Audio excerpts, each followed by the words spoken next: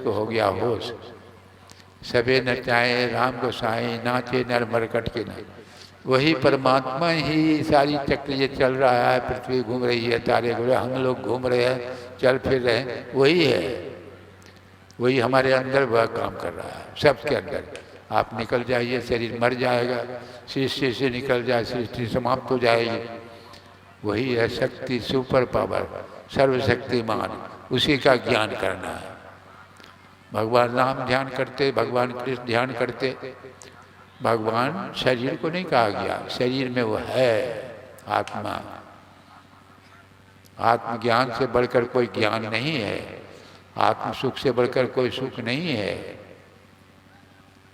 इसीलिए वह जो हमारे अंदर है वही आपके अंदर है, सबके अंदर वही एक है। मैंने जीव अनेक एक श्रीकंता।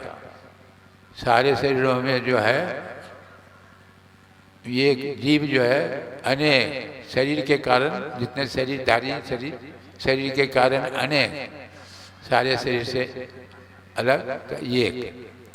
शरीर खत्म हो जाए तो एक के, जैसे बहुत घड़ा है, घर सब सारे घड़ा में पानी है, तो घड़ा का पानी, आप घड़ा को उलट दीजिए सागर में, तो वह घड़ा का पानी नहीं रहा, वह तो सागर का हो गया। तो उसी शरीर रूपी घट में जो आत्मा है उसी को जीवात्मा कहते हैं। शरीर से बाहर कर दीजिए, वही है परमात्मा। जल भरी कुंभ धरे जल भीतर, बाहर भीतर पानी हो, उलटी कुंभ जल जल ही जमाइया, तब का करियो ज्ञानी। घड़ा में पानी, कुएं में पानी, और घड़ा का पानी उलट दीजिए कुआं में, तो घड़ा का पानी रहेगा, वह कुआं का होगा। उसी शरीर रूपी घट में आत्मा जो, उसको परमात्मा में मिला दीजिए, परमात्मा रूपी सागर में मिला दीजिए। तो वह क्रिया है, वो क्रिया है। कैसे मिलाएंगे? आप बाहर का देखना सुनना छोड़िए, नहीं देखिए कैसे मिलता है, वही क्रिया है। थोड़ा सा हम चर्चा करेंगे, उसके बाद समाप्त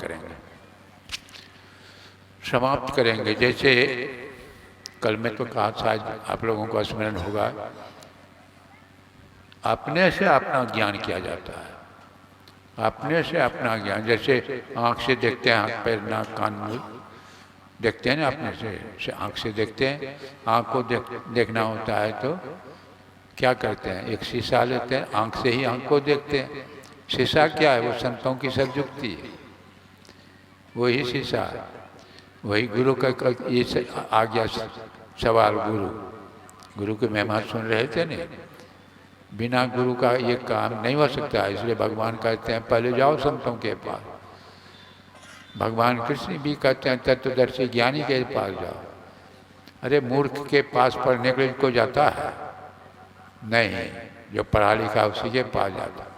डॉक्टर बनना है तो डॉक्टर के पास जाना पड़ेगा, इंजीनियर बनना है। उसी तरह शांति पद को प्राप्त करना है, शांति प्राप्त करना तो जो शांति प्राप्त किए वो महापुरुष उनके पास जाना पड़ेगा। प्रथम भक्ति संतन कर सकते। गुरु के बहुत दर्जे हैं। जब से जीव संसार में आता है शरीर लेकर के, तभी से गुरु का जरूरत हो जाता है। अब पहला गुरु तो माँ ये बाप है। देखिए माँ बाप अंग्रेजी बोलता है, बच्चा भी सीख लिया अंग्रेजी। हिंदी बोलने वाला माँ बाप तो हिंदी सीख लिया। इसलिए पहला गुरु है माता पिता, रज भी रज का सोई दाता। दूसरा गुरु मन की दाई, गिरेवंत की बात सुनाई। तीसरा गुरु धरिया नामा, ले नाम पुकारेगा। चौथा गुरु शिक्षा देना, जग व्यवहार सवे सब चिन्ना। पांचम गुरु सुमरन, राम नाम का सुमरन देना, राम का सुमरन में संस्कार। छठा गुरु भर्मगढ़ तोड़ा, दुविधा मेटी एक से जोड़ा। सातम गुरु सत्य शब्द रखाया, जहाँ का तत्व तहाँ पहुँचाया। सात गुरु संसार में, सेवक सब संसार। सतगुरु सोई जानिए, जो भवजल उतारे पार। इतने गुरुओं से हम लोग सीखे हैं। इसके अलावा और बता सकते हैं कोई और गुरु? कबीर साहब तो स्पष्ट कर दे, सबसे श्रेष्ठ है वही सातम गुरु सत्य। ये जीव जहाँ से आया वहाँ पहुँचा देने की युक्ति बता रहा। इसलिए तीरथ गए एक फल, संत मिले फल चार। और सदगुरु मिले अनंत फल, कहे कबीर बेटा।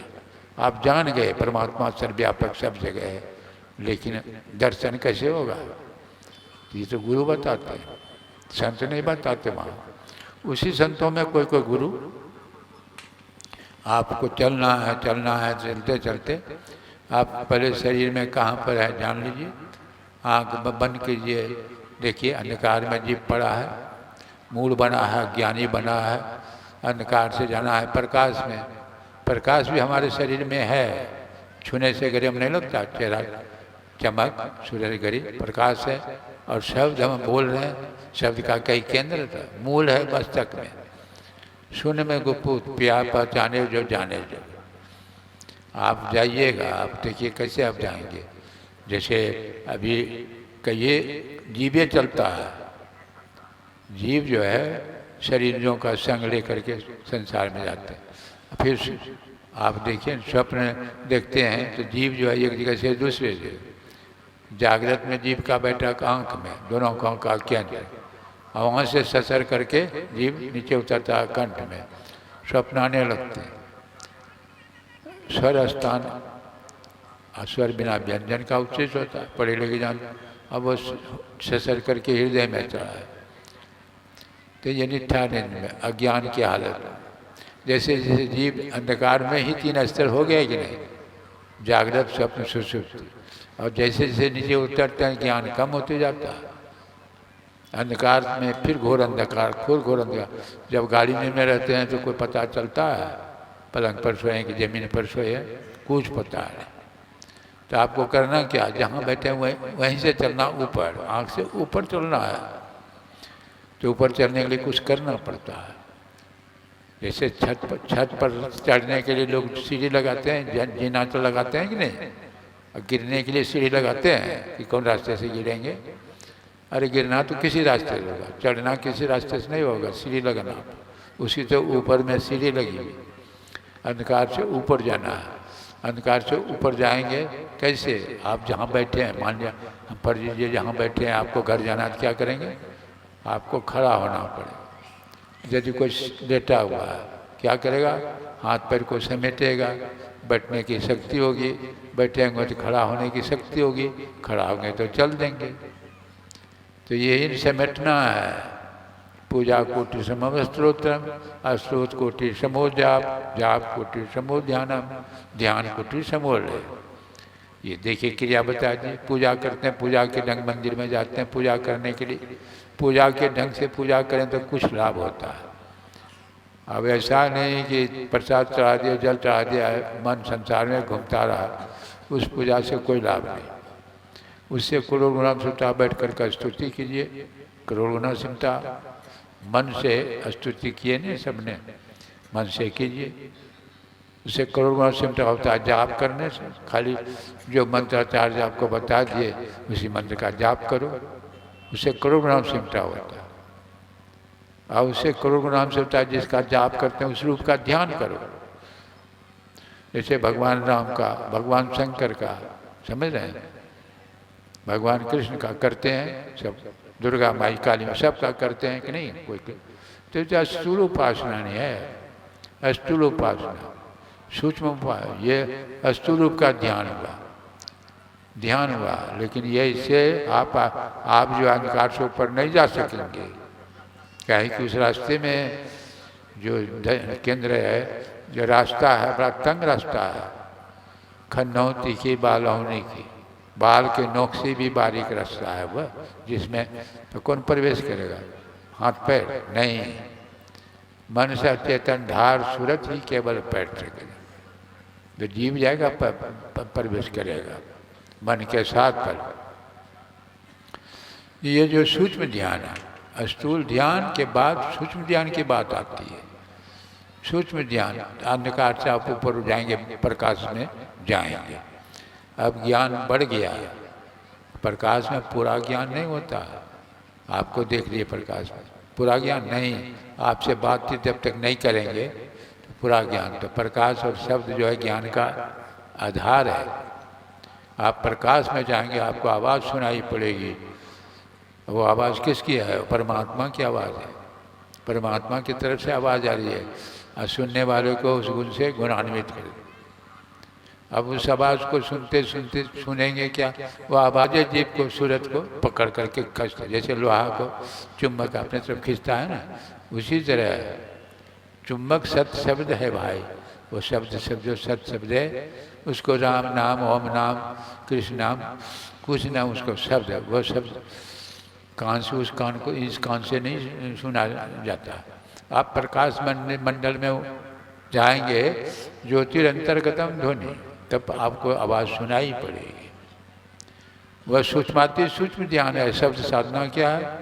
वह सूक्ष्माति सूक्ष्म, भगवान राम, भगवान शंकर, ये सब उसी का, शरीर का नहीं, शरीर का नहीं। वो ध्यान भगवान है, वो ज्ञान उसको उस रास्ते से वह पहुँचे हुए हैं वहाँ पर, तो भगवान कोटि में है, भगवान राम भगवान कोटि में, समझ रहे हैं।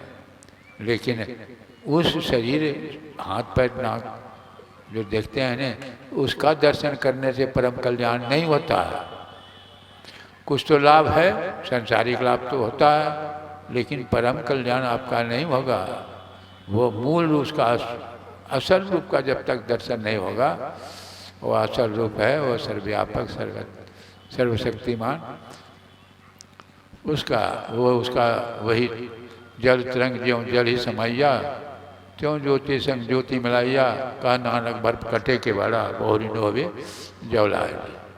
जल का तरंग जल में समाहित हो जाता है तो फिर उसको तरंग नहीं कहा जाता। उसी तरह परमात्मा रूपी सागर के ऊपर यह जीव तरंग के नहीं है, तरंग शांत हो गया तब वह जीव नहीं रहा।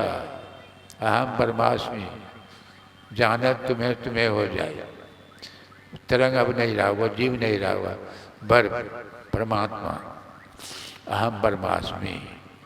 यहाँ चल कर के सारे दुखों का अंत, अंतिम ज्ञान, सारे दुखों का अंत, फिर सपनों नहीं दुख दर्शन।